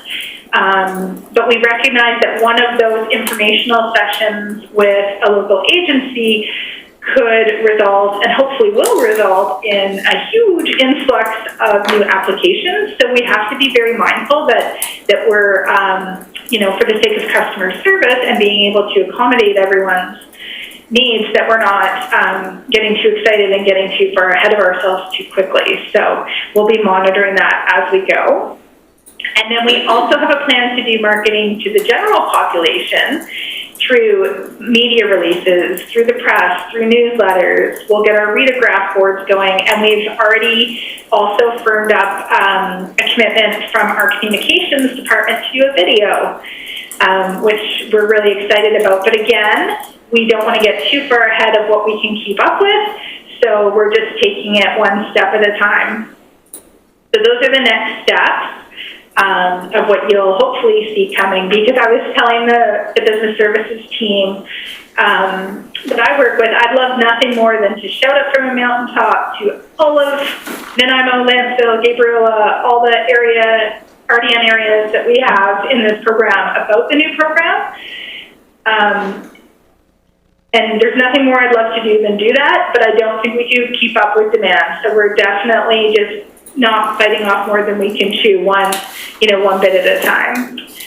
And then over the next 1 to 3 years, we also have some other future considerations for continuing to grow and improve the LEAP program. So I wanted to touch on a few of those ideas, and they're really to refresh your memory because they're all things that we talked about in the review, but Lynn and I want you to know we haven't forgotten about them. So those include implementing a referral agency or adjudicators program, possibly where some of the local agencies could be designated to be able to approve their clients onto the LEAP program. We want to look at partnering with city-owned culture facilities, so Port Theatre, Art Gallery, and the museum, to possibly add some of their offerings in with the LEAP program entitlements or benefits. Because not every family and not every child wants to do skating or swimming or sports. Some might want to go to a Pro Day camp at the museum or see a concert at the Port Theatre. We are also going to be researching whether it's possible to do pre-approvals for specific folks, such as families on income assistance. They've already gone through they've already been scrutinized financially by another government agency. So we want to look at whether we could do pre-approvals for folks that have already proven to be low income for another government, so that we don't have to have everyone jump through the hoops for us again. We also will be looking at how post-secondary students could be added into the program, and possibly even partnering with some of the local post-secondary institutions. We'll be researching how to reduce transportation barriers, and possibly partnering with RDN regarding bus passes. And then another point I wanted to just remember to mention was maybe we look at the LEAP program being longer than 1 year for certain individuals. So possibly folks on income assistance or PWD clients, maybe 2 years possibly or longer. So doing some research around what that might look like and if that's possible. So those were the areas that I wanted to update you on. And if you have any questions for Lynn and I know, Rachel, you have some questions that we were hoping to talk about today. We're open to your questions. Thank you. And all of that sounds incredibly exciting. That is some really good news. So I have a question too, but I'll go to Rachel first. I'm I'm super glad to hear that you guys are considering making like an automatic acceptance for people on assistance or disability. I think that would be amazing because I've calculated out the numbers. And currently, if someone's on disability and applying for LEAP with their 2020 taxes, and they worked more than 2 hours a week on minimum wage, and they're a single person household, they can't be approved for the program based on the income cutoff. So this is someone like on disability who's only able to work 2 hours a week. You know, like if they can work 2 hours a week, they can just make the cutoff. If they can work 2.5 hours a week, oh, guess what? You make too much money to afford the LEAP pass, to be approved for the LEAP pass. So, and I looked at the cost of living and the stuff that the numbers the city is using for the, you know, this much money for one person, this much money for two people. For the cutoff is really, really low. The cutoff for the one-person income is beneath Canada's definition of deep poverty. So I was looking at the numbers that the federal government published in their market basket measure threshold for a reference family of 4, and for the Nanaimo area, BC population 100,000 to 499,000. The income for a family of 4 for like poverty line sort of thing is like 48,490, 449. But for the LEAP pass, it's only $35,000. So that's what's that, a $13,000 difference? So I'm just saying that maybe the LEAP program could consider raising their dollar amount threshold for the applications by $13,000 or so per category. Or maybe a bit less for the one-person household, but for especially the families with lots of kids. Thank you. Would it be okay if I just speak quickly to that? Yes. Yeah, great. Thank you so much, Rachel. And the numbers that we pulled for the low-income cutoff were from the federal website. So if there's a different source out there that we haven't tapped into, I'd definitely like to get that from you because we don't want to be less than the federal numbers. It's our understanding that we are using the federal numbers. So if there's a discrepancy, I'd love to hear more from you about that. And also, we definitely heard your question around if people work and are on income assistance, and that's one of the reasons, one of the driving factors towards getting some pre-approvals. Because then, if they're working more and they're on, receiving income assistance, it will be a non-issue. Just a quick aside on the federal numbers. Yes, I saw them on the federal website, but the federal website in other areas has definitions like, oh yeah, these numbers we listed here, it's below our deep poverty line. Mm-hmm. So it's all from the federal government. They're all over the place, but it's better to go with their higher levels than their super low ones. Yeah, there are a number of different measurements that they use for various reasons. You mentioned the market basket measure, I think it was. And we looked at all of those numbers when we did the research, but I'm having trouble talking tonight.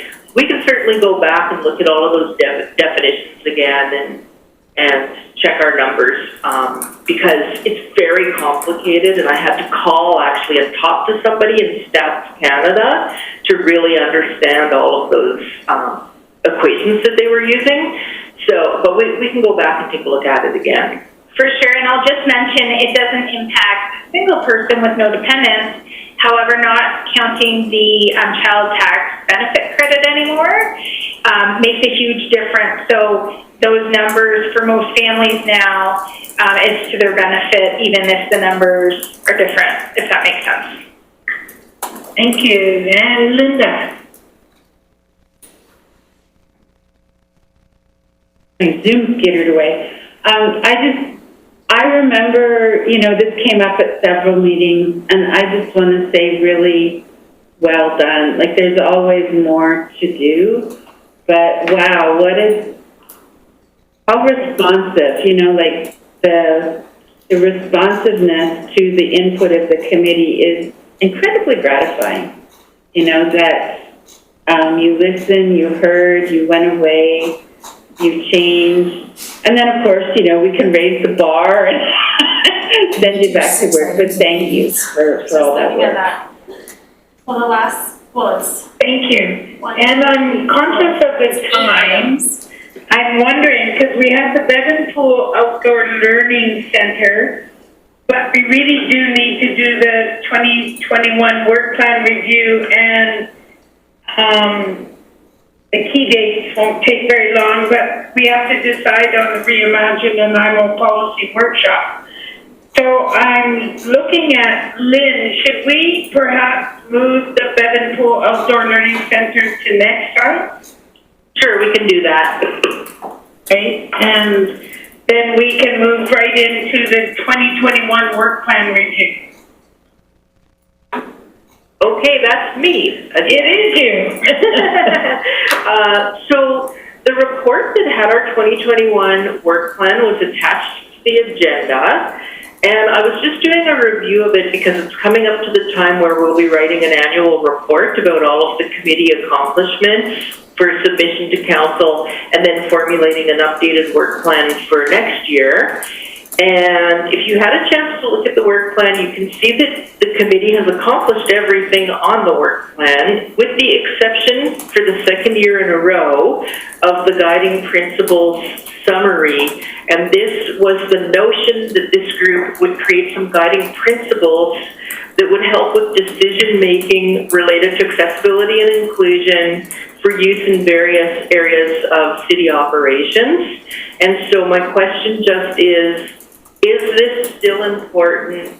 Should it be getting moved forward onto the 2022 work plan? And if so, what are people thinking we need to do to create these guiding principles? Okay, thank you. I've got Linda and then I've got John. I forgot my hand was still up, but I was going to say we haven't had any time as a committee to talk because we've had so many fabulous presentations. So we would need time. Jocelyn.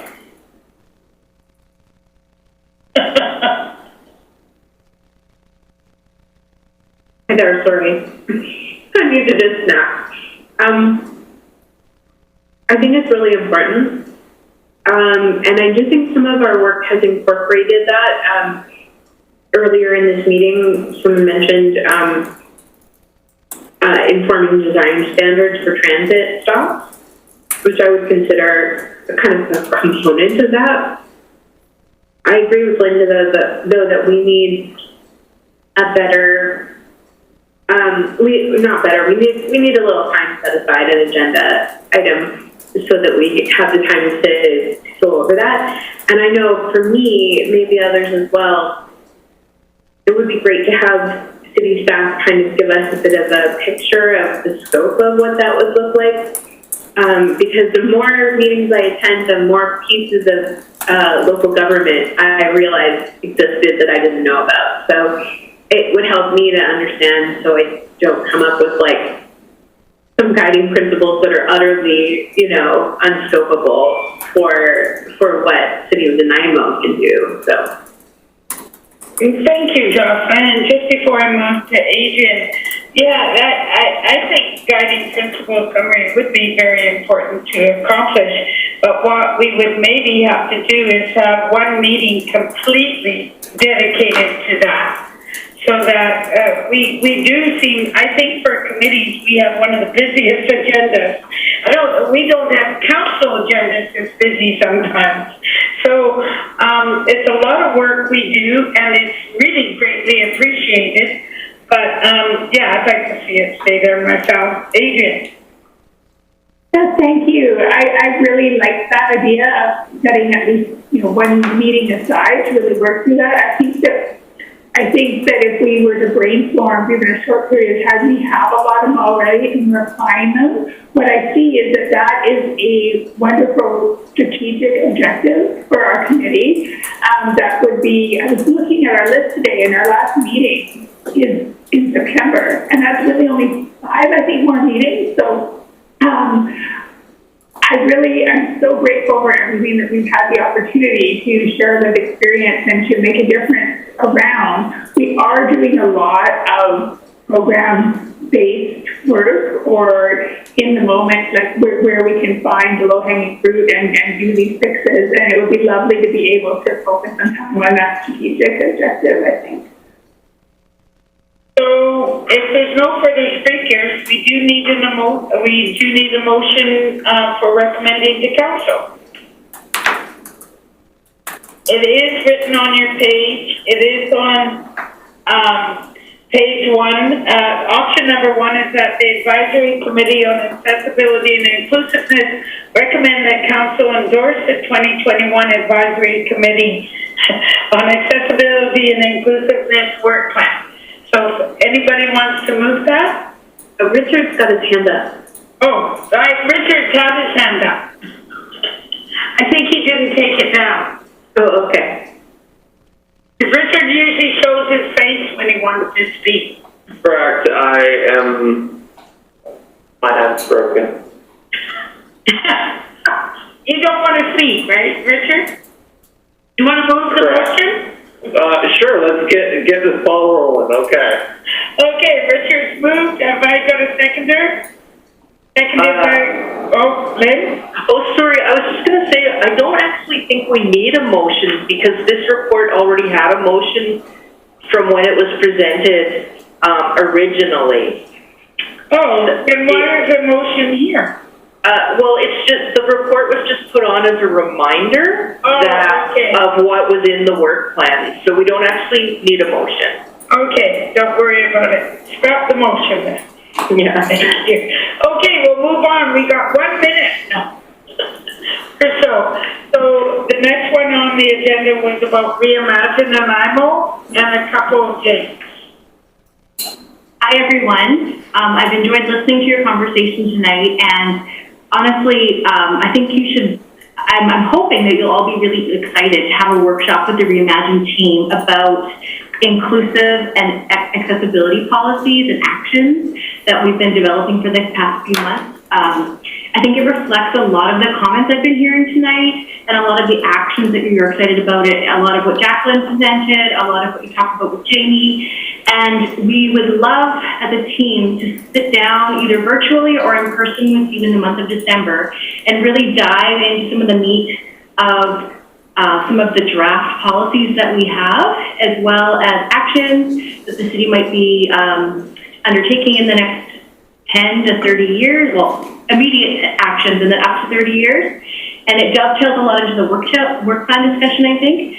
And also some of the definitions that you've been discussing tonight around inclusivity and accessibility. And we want to really make sure we've got the definitions right in the new city plan as well.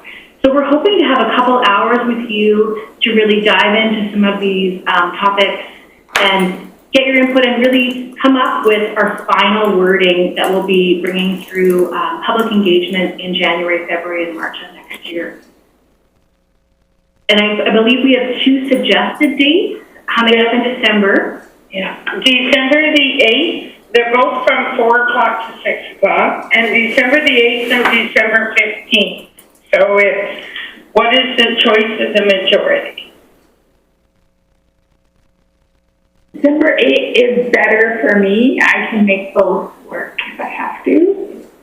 Thank you, Adrian. Doesn't have to be those dates either. We were just trying to find dates that would fit in your typical meeting slot, but we're open to other dates as well if that works better for the committee. We really want to have as many members there as possible. I'm sure you did. They both work for me. Linda? The 15th is better for me. We've got the workshop next week. I just have a cosmic pileup of meetings at the end of the month and the beginning, but I can make either work. Anybody else? Eileen? I'm good with either. Either? The 15th is best for me. Somebody else said the 15th? Sorry, that's Rachel speaking. Linda? 15th? Okay, how about we make it December 15th? Is everybody okay with that then? Okay, we got a date, December 15th. And would you like it to be virtual or in person? Because we'll structure the materials to tailor to what you would like. I personally like virtual right now. Yeah, virtual. Okay, that's exciting. Lynn, I think we'll have to move the outstanding recommendations to next time. And then we just wanted, now the link wasn't in the agenda, but did somebody want to talk? And I see your hand up, Eileen. Yeah, I just want to say, just backing up, I wouldn't mind a reminder of the papers that we're talking about for the, Reimagine? Right. Perfect.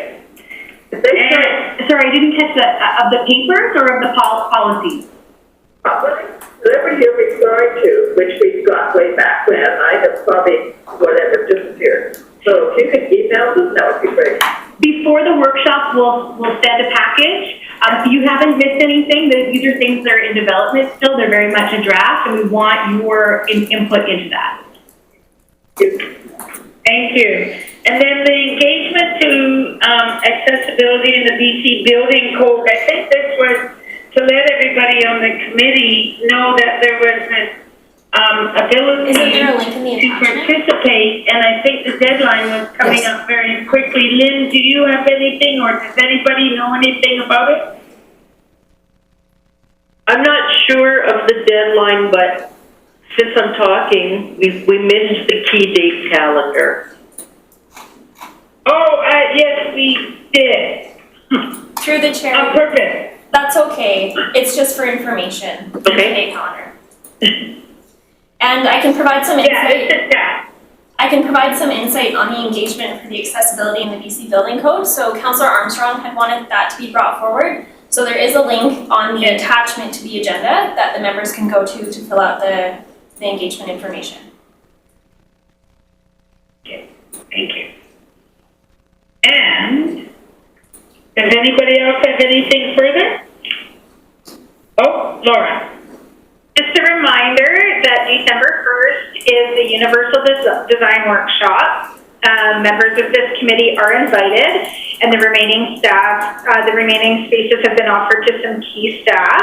I've heard back from a few folks, but I haven't heard back from everyone. So I'm hoping that a few more people can make that workshop on the 1st. Thank you. So do I have a motion for adjournment? Sorry, through the chair, just before we adjourn, there was one more item, the Aquatic Center review, which was a late item brought up by Lynn, so we'll put that on the next agenda. And oh, right. Yes. And just to let you know, there is no one here for question period. Well, this has been a great meeting, you guys. So thank you for your patience with me. And is there a motion to adjourn?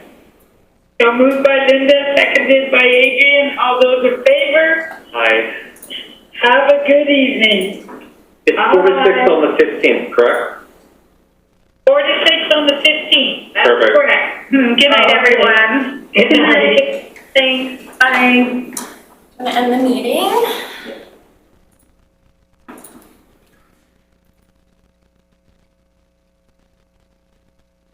Is it shut down?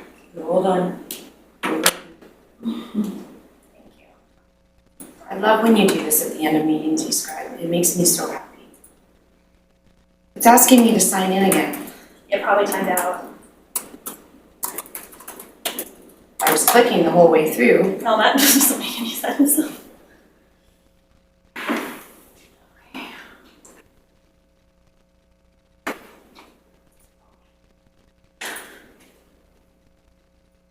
And we're on meeting recess.